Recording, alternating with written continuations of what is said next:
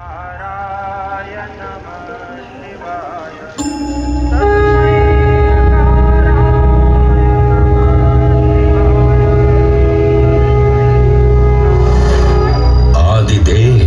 किरात, शंकर, जटाधारी, मृत्युंजय, विश्वेश, त्र्यंबक, महारुद्र, नीलकंठ, महाशिव, महाकाल, महेश। महाकाल, जिनके उद्गम से उत्पन्न होती सृष्टि की लय।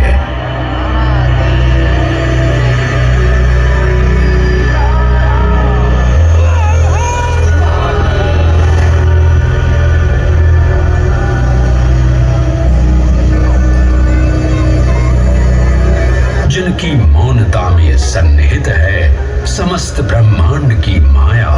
इन महान देव को नमन करने से पूर्व आइए वंदन करें उस रूप को जो स्वयं शिव से पहले पूजित होते हैं, श्री गोपू बालेश्वर। जब एक 5 वर्षीय बालक ने राजा चंद्रसेन को अपनी अमूल्य मणि की रक्षा हेतु महाकाल की उपासना में लीन देखा तो वो भी भक्ति में तल्लीन हो गया। माँ के बार बार बुलाने के बावजूद वो अपनी पूजा में एकाग्र रहा। उसकी श्रद्धा से प्रसन्न होकर भगवान शिव स्वयं उसके घर लिंग के रूप में प्रकट हुए।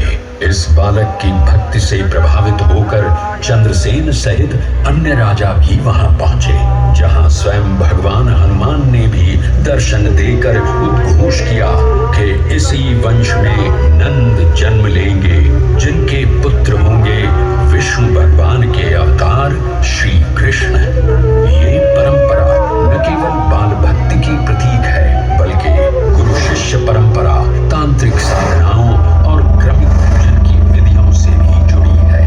मंदिर परिसर में स्थित एक छोटा मंदिर श्री गोपू बालेश्वर महादेव मंदिर आज भी इस घटना की स्मृति को संजोए हुए है।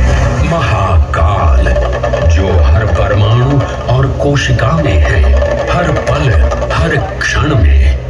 महाकाल, जो है इस महानगर उज्जैन और नदी शिप्रा के कण कण में। आइए सुने उसी पावन नदी शिप्रा से महादेव की अद्भुत गाथा।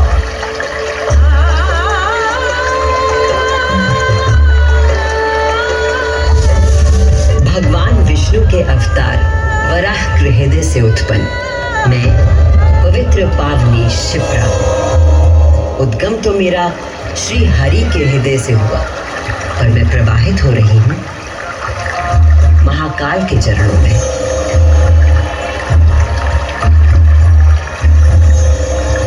पुराणों में मुझे कई नाम प्रदान किए गए हैं, जबरधन, पापधन, अमृत संभवा और शिप्रा। वर्तमान कथा का प्रवाह आरंभ करने से पूर्व यह आवश्यक है कि मैं आप सभी को अपने उद्गम की उस दिव्य गाथा से अवगत कराऊं, जिसे जानकर आप अचंभित हो जाओगे। मेरा उद्गम ऋषि अत्रि से जुड़ा है।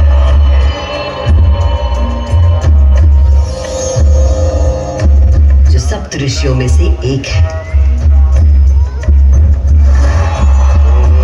जब ऋषि अत्रि ने उज्जैन में 3000 वर्षों की कठोर तपस्या पूरी की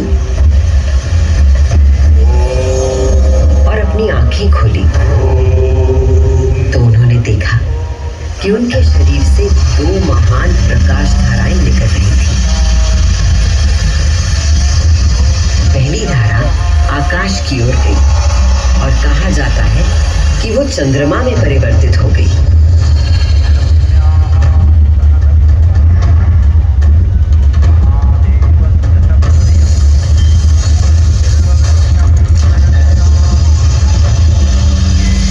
दूसरी प्रकाश धारा पृथ्वी की ओर गई और उसने मेरा रूप धारण कर लिया।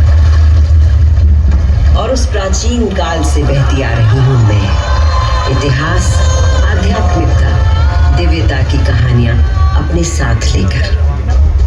कहानी महाकाल की, जो विश्व का आदि और अंत है, जीवन का आरंभ और समापन जिनकी इच्छा से होता है, जो इस विश्व की निस्तब्धता और ध्वनि दोनों है।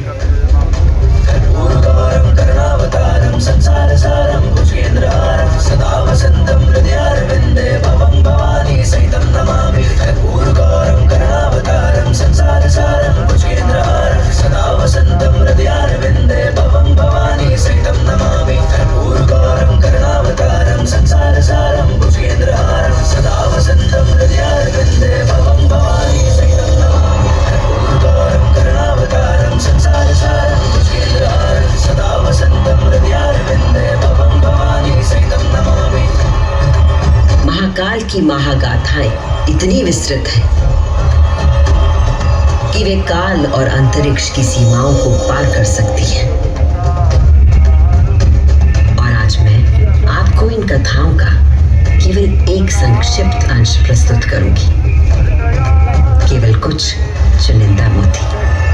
समस्त सृष्टि महाकाल की अद्वितीय चेतना का संचार, परंतु जिसके हृदय में स्वयं महाकाल की दिव्य चेतना प्रवाहित होती है, वही है मेरे तट पर स्थित उज्जैनी।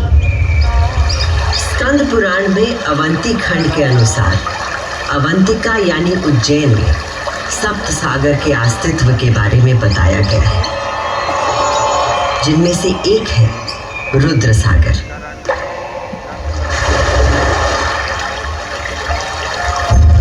वही रुद्र सागर जहां आज आप सब विराजमान हैं, जहां पर अनादिकाल से ब्रह्म कमल खिला करते थे,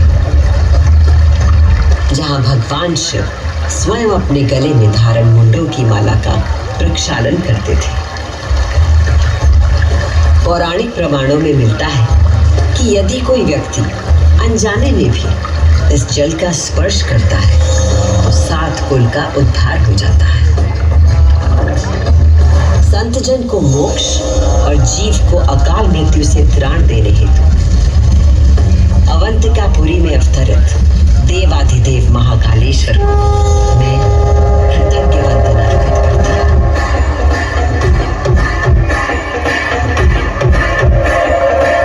आज मैं शिप्रा देवी आपको उन्हीं महाकाल की शिव पुराण में उल्लिखित एक गाथा सुनाती हूँ।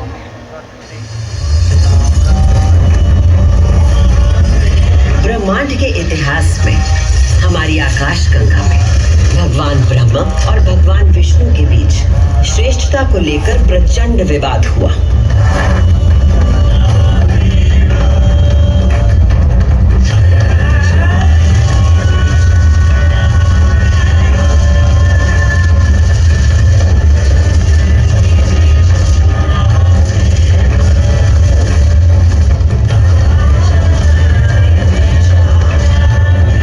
जब अपनी पराकाष्ठा तक पहुंच गया तो दोनों अपने अपने दिव्यास्त्र लेकर आपस में युद्ध करने के लिए तैयार हो